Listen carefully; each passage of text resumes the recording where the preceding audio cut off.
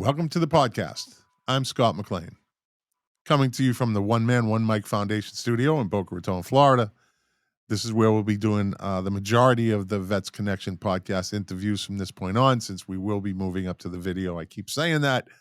Hopefully, by the time you hear this, it's come to fruition. One Man, One Mic Foundation is my foundation where I teach veterans how to podcast from concept to publication. And we also have a class on storytelling and the power of storytelling and how every veteran has a story and every veteran's story is their strength. Their voice is their strength. And we try to really enhance that. And with all that said, with the shameless plug out of the way, my guest today is Jeremy Tindall. Jeremy is the founder and CEO of the soon-to-be nonprofit. They are in the process of getting their 501c3 status. Now, I don't usually do this, but meeting Jeremy and talking to him, this guy is going to get it done. So I have no worries that this is going to be a dead interview eventually, and Operation Mayday 13 doesn't come to fruition, because Jeremy is a pretty driven guy. And so I said, you know what? I'll go out on a limb and I'm going to interview him. Let's get this foundation. It's a veteran foundation. Let's give it a nice little jump start. So with all that, how you doing, Jeremy? Doing great. How are you today? I'm doing good, my friend. Doing good. Jeremy and I met through a mutual friend. Uh, and Jeremy was interested in the foundation, so we're actually working on a podcast with him, which is why I have that insight that this guy, just when he wants to do something, he gets it done. um, so Jeremy, where are you from? So I currently live in Hagerstown, Maryland. It's a small part of Maryland. We call it the skinny part of the state because just a couple miles north of us is Pennsylvania, and just a couple miles south of us is West Virginia. So we're in the absolute skinniest part of the state you can find if you're looking at it on the map. All right. So what branch of the service were you in? Marine Corps, hoorah! There you go. I get a lot of Marines on this podcast. I love it. I'm an Air Force guy, but I always say the Marines seem to they seem to step up a lot more than the average veteran or military person. I don't Well, know. this isn't a slam towards any branch by any means, but I feel like Marines are taught to be more self starters and think outside the box and do things on their own. So maybe that has something to do with it. And it probably does. It probably does. When did you go in? I went in 2002. Okay. What was your job when you went in? So I went in 2002 only because I already knew that I wanted to be a police officer. And I went in straight out of high school because I didn't know what I was going to do until I was old enough to be a law enforcement. So I decided to go in to give me something to do and keep me hopefully out of trouble until I was old enough to be a police officer. Okay. Yeah. All right. So you went in. Did you go over to the desert? What was your experience? Actually, I had a unique experience as far as my military career goes. I got sent to a tiny little base that a lot of people don't even know exists here in the United States. It's called Marine Corps Logistics Base Barstow. There's nothing in Barstow at all. It's the halfway point between Los Angeles and Las Vegas, and that's all it's famous for. So the entire time I was on active duty, I did not get deployed. I actually had to get out of the Marine Corps to get deployed because after I'd been out for a short amount of time, I got recalled from the inactive ready reserve. Ah. So I was stationed in Southern California Mhm. around, at March Air Force Base around in Riverside. It was Moreno Valley, but it's Riverside. And so I was security police, and our security police softball team was pretty good. And we went a couple years in a row to Barstow to play in the Marine tournament. They would have one up there. There's like this softball fields, and then there's just a Motel 6. Yep. Like, it's really all it was, right? Not a And lot going on there except for the famous McDonald's that's shaped like a caboose, if you yeah, remember that. That's the only thing there. you're right. And I have to say though, we went up there, and those 2 years in a row. The first year we lost in the finals, and the second year we beat the Marines on their home field. to take the tournament. So that's my experience at Boston. It was Motel 6.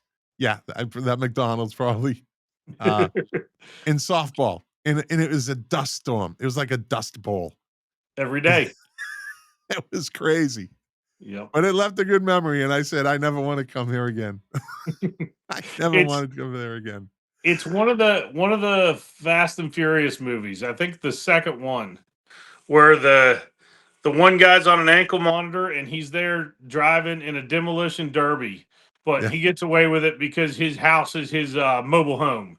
Ah, And so they took him out, and that was supposed to be Barstow. And I know at one point they threatened, they're like, if you don't do this, we're going to send you back to Barstow. And he's like, hell no, I'm never going back to Barstow. And I think that's a good consensus for most people that leave there. yes, yes, yes.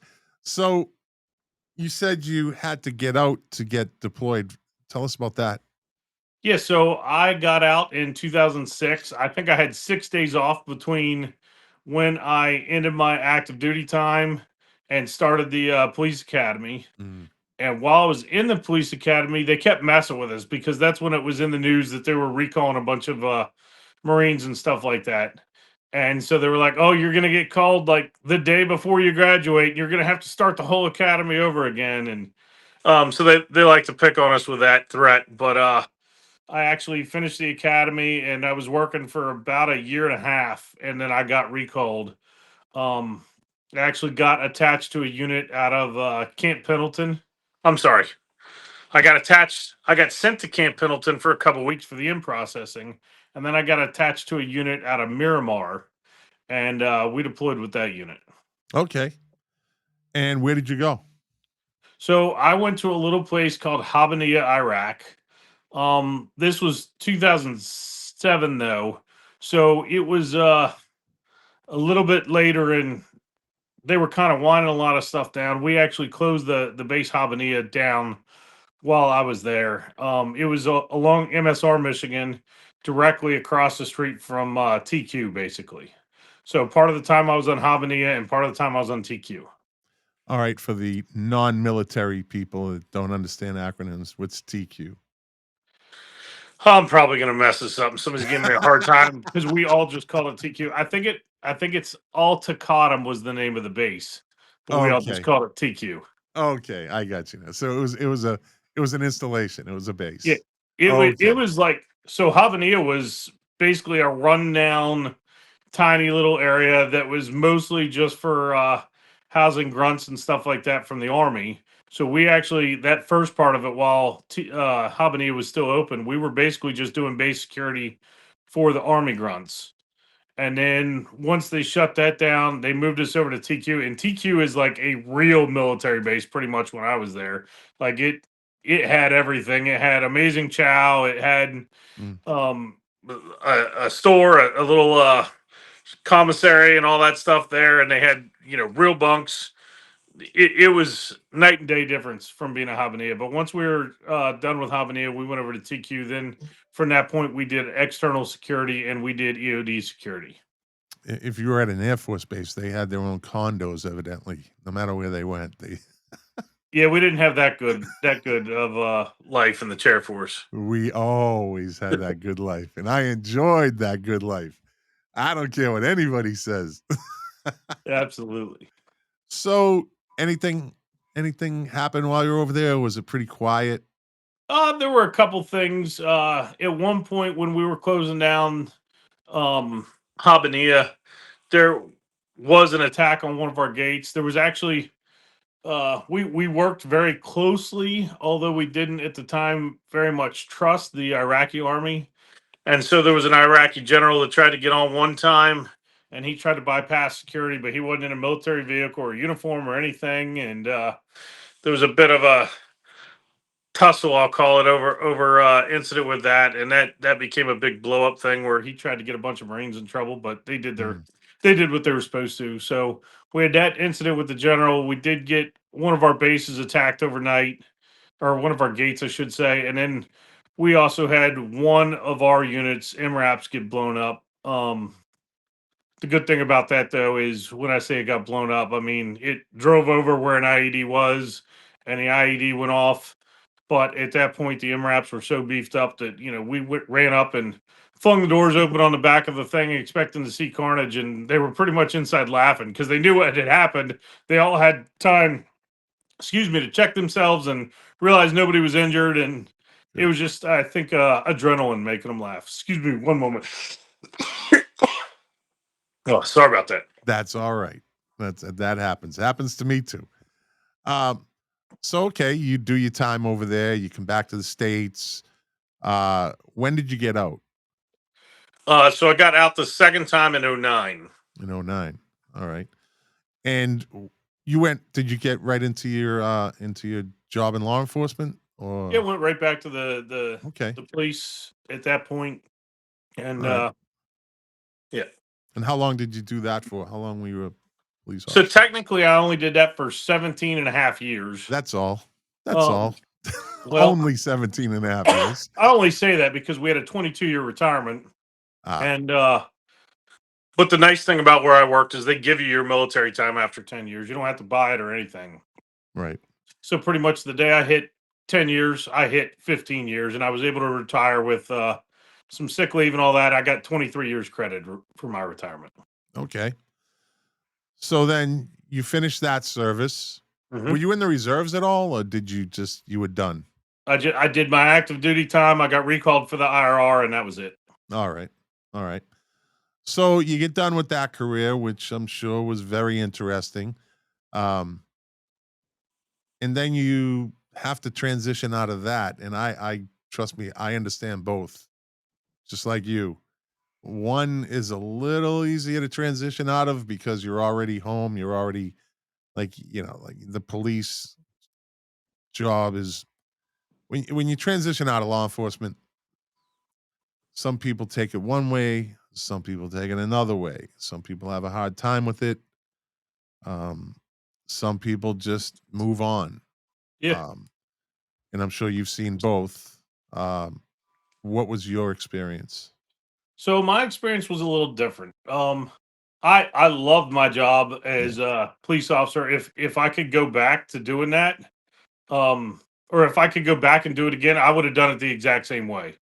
The only thing I might have changed is what I did my last couple career years of my career. But at the same time, I think those last few years helped gear me towards transitioning out because the last several years I was basically in a more administrative role and not in uniform, not handling the types of calls that normally handle.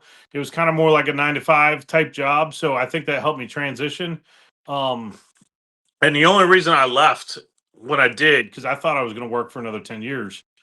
But something happened where they wanted to change the schedules around, and basically this Monday through Friday 9 to 5 job I had was going to get moved to still office job, but it was going to be a permanent evening shift. And I've never had to work a permanent evening shift.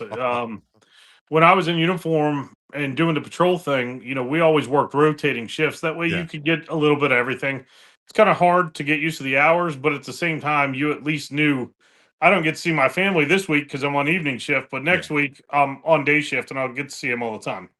Um, so when they wanted me to go to a permanent evening shift, I'm like, I've got an 8-year-old son at home. If I do that, I'll never get to see him again. So I'm just going to retire instead. So we had to figure out a way to shift gears really quick. Looked at some of the skills I'd acquired doing different hobbies and stuff over the years and decided we were going to start our own t-shirt and embroidery company. So we do All screen right. printing, embroidery, we do hats, polos, t-shirts, briefcases, all that kind of stuff. All right, my friend. I'm going to give you. I don't usually do this, but there's a couple of firsts on this episode. What's the name of your business? So the business is called Tindall Design Studio. Okay. And you have a website? We do. It's TindallDesignStudio.com. There you go. Simple enough. And I actually have a reason for asking you about the name of your business because it's relevant to this conversation. Um, when did you decide to lose your mind and start looking at a nonprofit? I actually never decided to do that. It very organically fell in my lap. Um, So a couple months ago, we had a local police officer where I live. He got shot while doing his job, and I understand coming from the law enforcement background that when you get hurt on the job, you lose out on a lot of income that your family becomes accustomed to. So if you are usually working overtime and you're working odd hours and making shift differential and all that stuff, that ends when you get injured for most agencies. When you're injured, you don't get any of those benefits. If you're at home for an extended period of time and you're not even showing up for like a modified type assignment or a light duty or something like that, a lot of times you're even not getting your full paycheck, your full base pay. You don't get. And that's different from agency to agency, but that definitely happens a good bit. So I didn't know this particular officer, but I had friends in common with him, and I reached out and I said, "Hey, man, I understand a little bit about what you're going through because I've kind of been in similar situations to you in the past, and I've seen buddies that this has happened to. Let us do something to help you out while you're not getting your full income, while you're at home recuperating, all that stuff." So we actually created a custom logo for him, put it on a T-shirt, sold it on our Tindall Design Studio website. And my only goal going into this was if we could have sold 250 shirts, we would have been able to cut him a check for $2,500, and I would have felt really good about that and been very content. But when we went live with it locally here, everybody kind of picked it up and started resharing it. We sold 250 shirts in about an hour, hour and a half, Wow.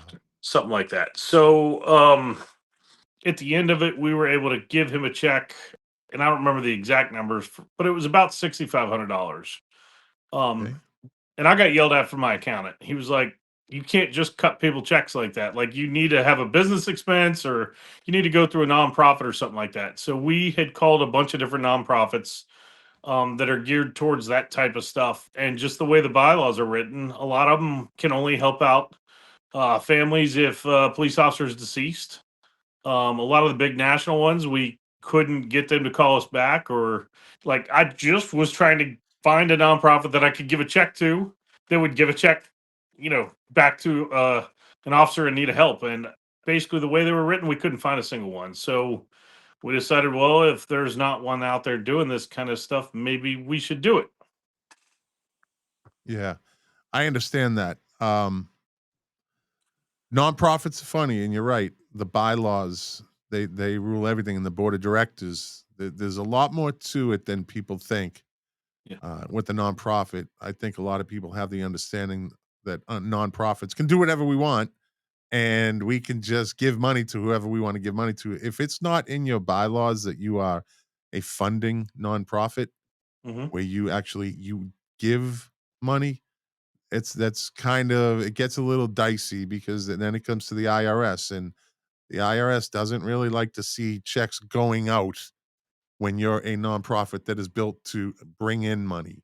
Hmm. It is a lot more to it, but I just want to give people a little background on that. Nonprofits would love to help those situations. They would love to, um, but they can't. And I'm going to go off my script and my own. I'm going to break my own rule that I've been telling Jeremy about. Recently, a local artist had been looking for a, just like you. This is exactly like your story. Um, they're looking for a nonprofit to help them receive donations. They're building this like 15 by 20-foot American flag, and it's going to build for the 250th centennial, and uh and it's going to be interactive, and it's this whole art project. But it all the wooden stuff costs about $1,500. And so he got put in touch with me, and I was, can I receive a donation for wood and all that stuff through my foundation and then give it to him? It got a little questionable as far as, again, bylaws and how that would work out.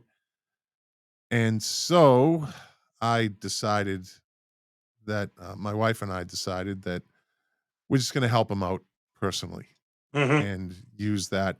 And now we have uh, there's a big art community up in West Palm Beach. It's this whole art collective, and it's a really amazing movement that's going on up there. And so we thought it would be an investment in our relationship with that community in the foundation. Personally, don't clutter it. Don't clutter it up. So we were gracious enough to donate to him to get his project started. And well, now the foundation is going to be part of the documentary. So it's kind of, you can work things out that way. But I understand exactly what you were saying as far as nonprofits. I talk too much. W- the name of your soon to be nonprofit is Operation Mayday 13. Now, I'm Hmm. always curious, how did you come up with the name? So I wanted to do the Signal 13 Foundation, but Signal 13 in Maryland for police officers means something's really wrong, drop whatever you're doing and come now. But there's a nonprofit already in existence for Baltimore City police officers, to help them out that already had that name. So thought about it, and I'm like, well, if I did Signal 13, I'm excluding firefighters and paramedics and all that stuff, anyways, and we want to help all first responders. So Mayday is the nationwide signal or the radio code for a firefighter or a paramedic that's down. And Signal 13, like I said, is specific to Maryland, but when you combine them together, we got Operation Mayday 13. There you go.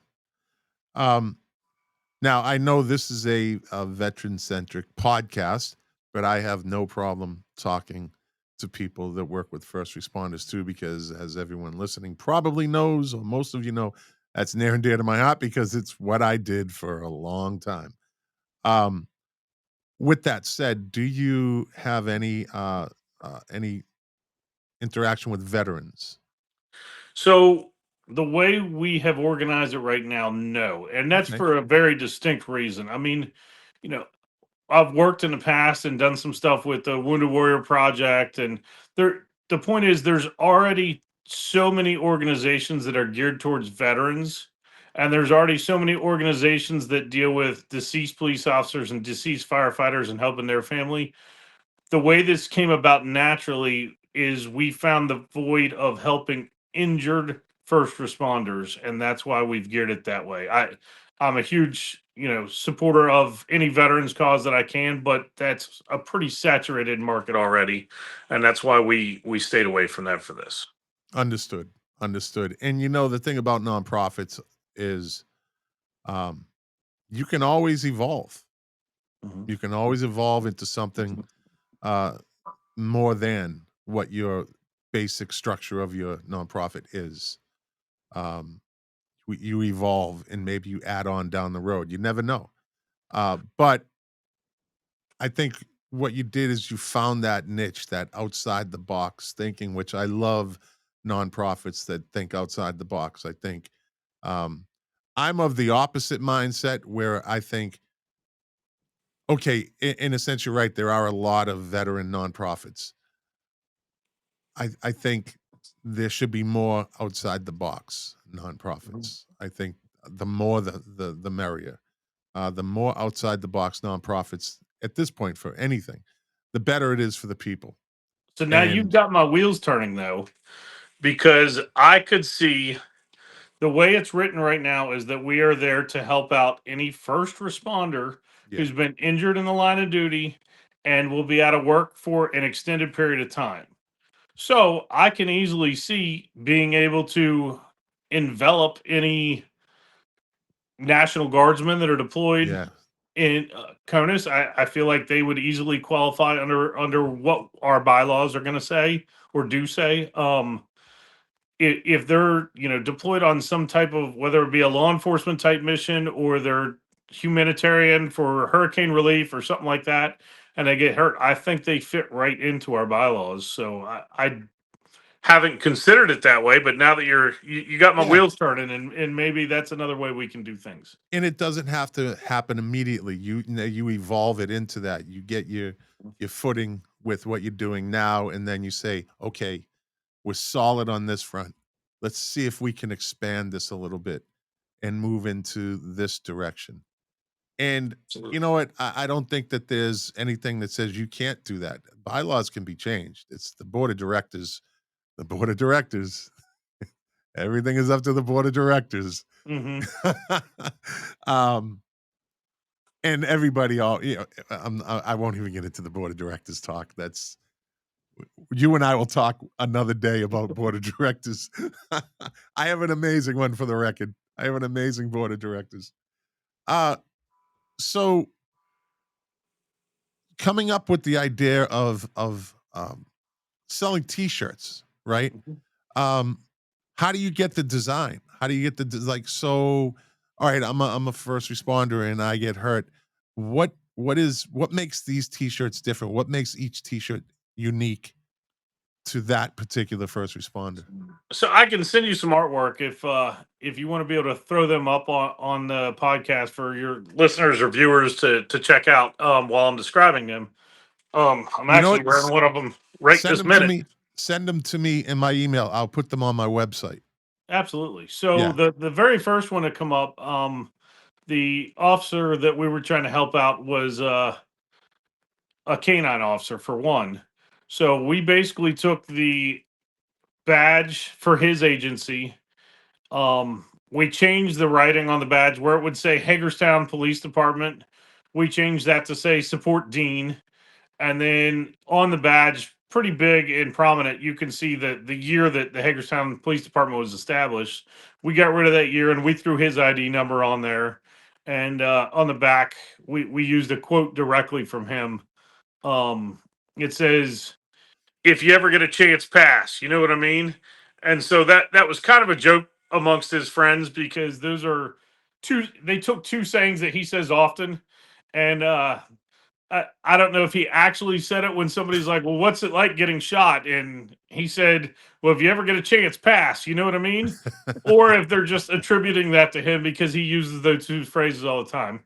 But we Yeah. try to learn a little bit about him, figure out what we can incorporate in there from the little bit of knowledge we have about the first responders. So we actually just closed the sale out for a firefighter in North Carolina.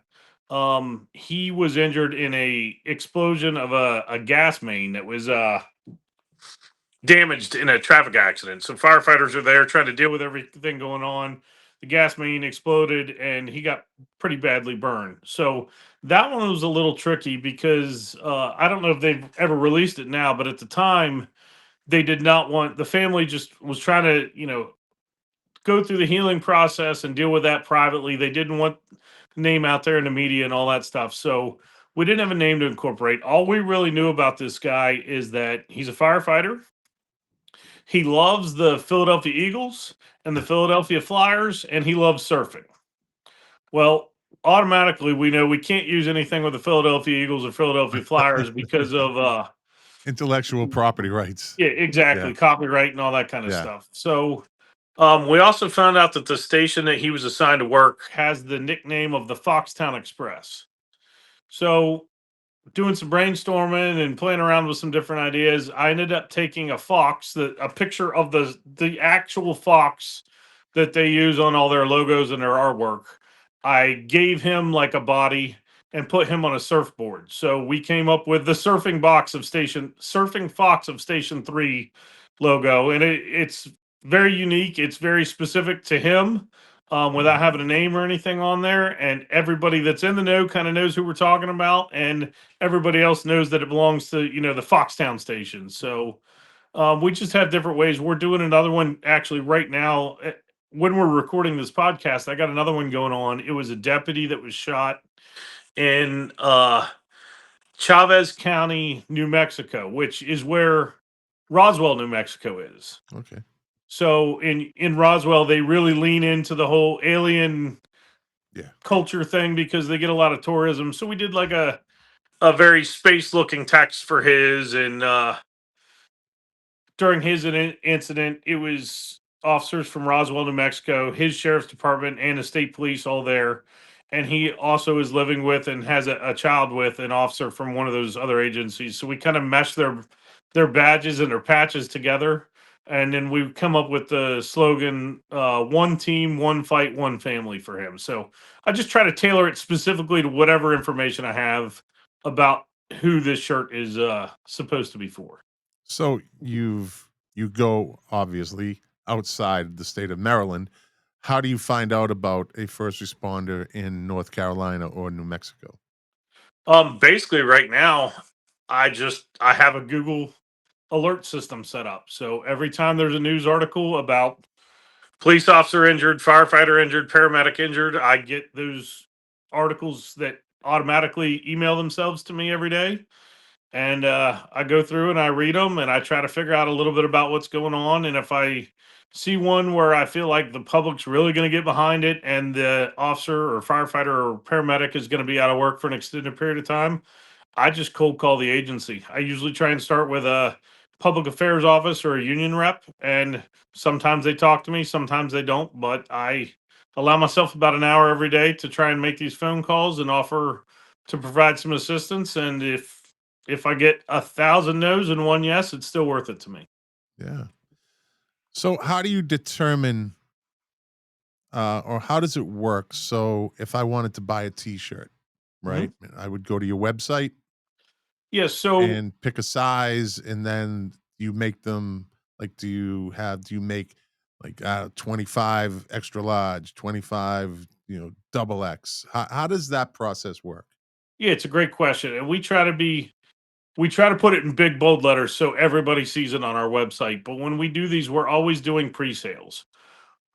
Pre-sales are nice because it allows us to give every single dime of profit. It allows us to give more um, directly to the first responder because we know exactly how many we need to make. We're not sitting on a bunch of inventory that now we got to figure out how to pay for them and all that kind of stuff, or dip into the first responders fund to help pay for leftovers. We Yeah. do pre-sales only, so we're still playing around with how long we're going to leave these open in the future moving forward, but they're going to go up. They're going to be available for maybe 10 days at a time. If you purchase one during that 10-day period, then you got one, and if you don't, you're probably not going to get one.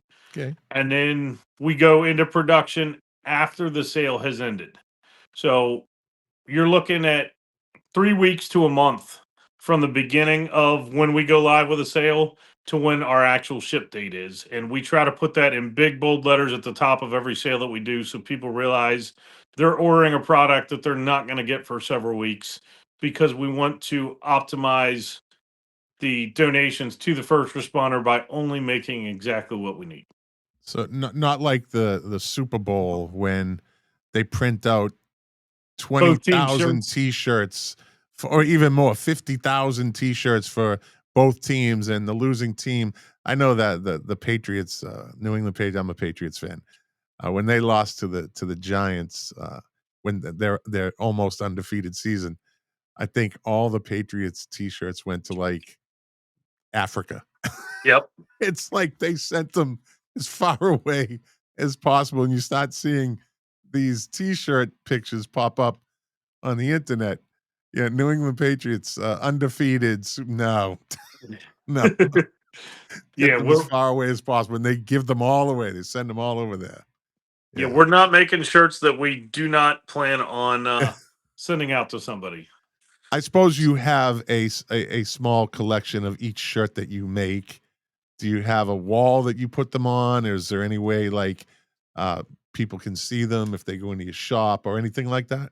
So long term, as far as the wall goes, I want to have like little square frame things with the front of the shirt and the back of the shirt Yeah, on each square. So eventually, once we do get our podcast studio up and running, in the background, you'll see all those different shirt sales that we've done cut beautiful. out and hanging up on the wall. You're Um, a good student. You're a good student, Jeremy. Look at you. Um, right now, I think the only place that you can see our past sales, if you were to go to the either the Tindall Design Studio or the Operation Mayday 13 Facebook page, because both of those do have Facebook pages. Operation Mayday 13 doesn't have a website yet because we're Okay, waiting to get approval sure, for the federal government before we spend money on a website and all that kind of stuff. sure, sure. I on the other hand, I do stuff backwards. I get anxious. Not too different than you, my friend. I want to get it done now. I want it done now. So And the only thing we are doing backwards is the podcast. The podcast is going to be actually the only thing that solely belongs to Operation Mayday 13. okay, perfect. Because when we do the shirt sales, the existing company is the one doing the sales. Operation Mayday 13 will only exist to help the shirt sales. If we call, like the North Carolina firefighter that we helped out, for example, we called them and said, "Hey, we want to do this for you. I need you to have a nonprofit that we can give it to that will turn around and give it to the firefighter." But in the future, basically the main function of Operation Mayday 13 is whenever we reach out to an agency, we'll say, "Hey, we want to do this for your guy or girl, whoever it may be. You can use your own nonprofit that we'll give it to, or if you don't have one, we'll use Operation Mayday 13." Sorry. It's okay. Or if you don't have one, you will use Operation Mayday 13 to get that money back to your person. But the podcast is going to 100% belong to Operation Mayday 13, and that's where we want to interview first responders that have had to live through some of these things in the past, and get really kind of in depth on Yeah. how their injuries affected them and all that kind of stuff. It's the stuff that no one really thinks about. I mean, the majority of us feel terrible when a first responder gets hurt. Hmm. Should be everybody, but it's not. Uh, but that's that. Once that news is passed and the dust is settled, they and their family, they have some shit to deal with. Like they got some shit to deal with, and everybody else's life moves forward, and it's not anybody's fault. But finances is a huge part of it. I've always said this. I've always said this. Um, nobody nobody circles the wagons for one of their own like the military, firefighters, and police. I mean, paramedics. I would put them in with the first responder unit. I'm sure. Mhm. I don't have uh, any type of interactions with them, but I'm sure they're the same way. Nobody circles the wagons better, and you're a part of that now. You're circling wagons for people outside of your department, outside of where you worked, and I think that's an amazing thing. And anybody that says no, I don't get it. I don't get why someone would say no. We don't need your help. Have you had that yet? Um, so the funny thing is when I call a fire department, they're like, "Man, that's great. We would love your help," and it goes really well. When I call my own people, the police departments, um, cops, we tend to be skeptics, man. I Yes. think I think some of them um don't know us, therefore don't trust us. Mhm. So it seems like it has been a little bit easier to get in with the fire departments than the police departments, and that's part of the reason we want to do the podcast. So we've got a face out there. People know, if we can get some of the first responders that we've helped out on there to validate what we're really doing.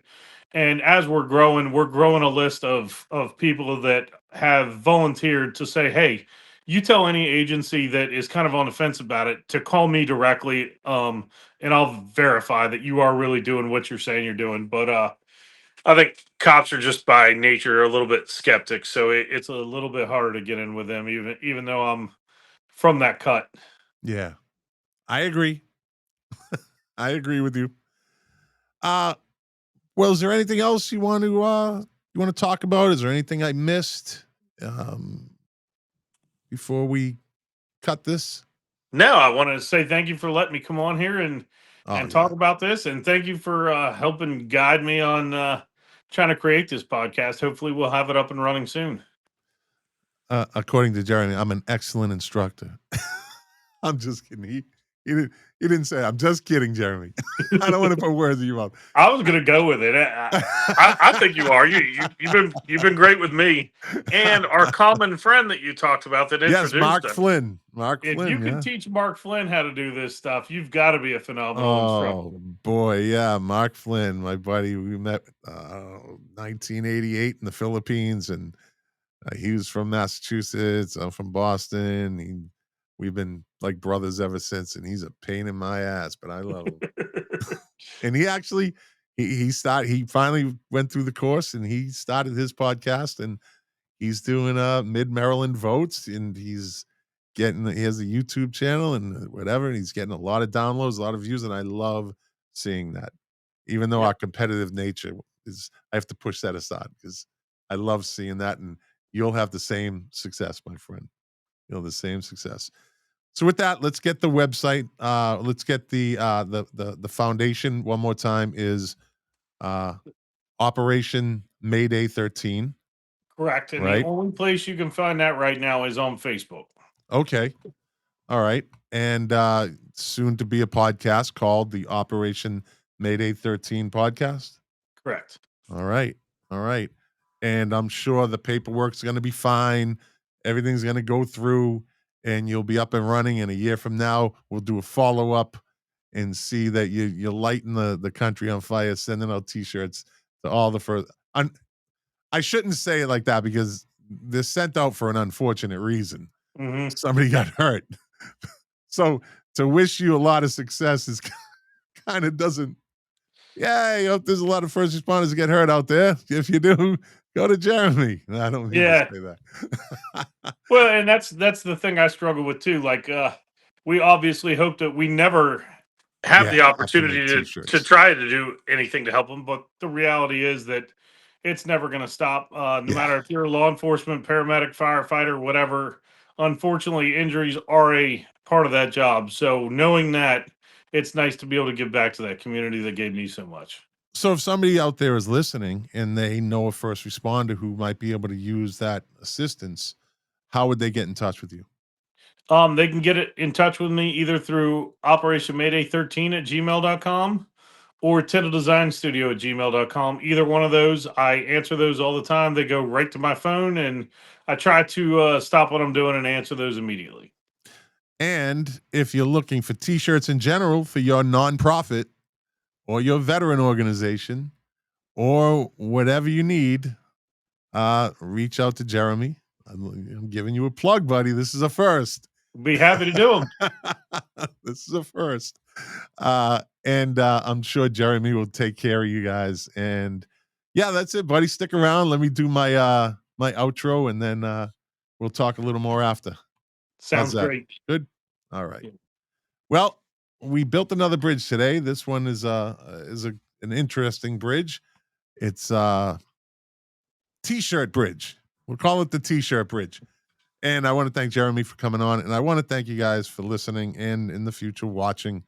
Uh, you're the engine that runs this machine, this podcast, and I appreciate the emails and I get some text messages and positive reinforcement I get from the audience. And yeah, stick around. There's a nice public service announcement at the end, and it talks about stuff for veterans and first responders and people in general. So, with that, you will see me and you will hear me next week.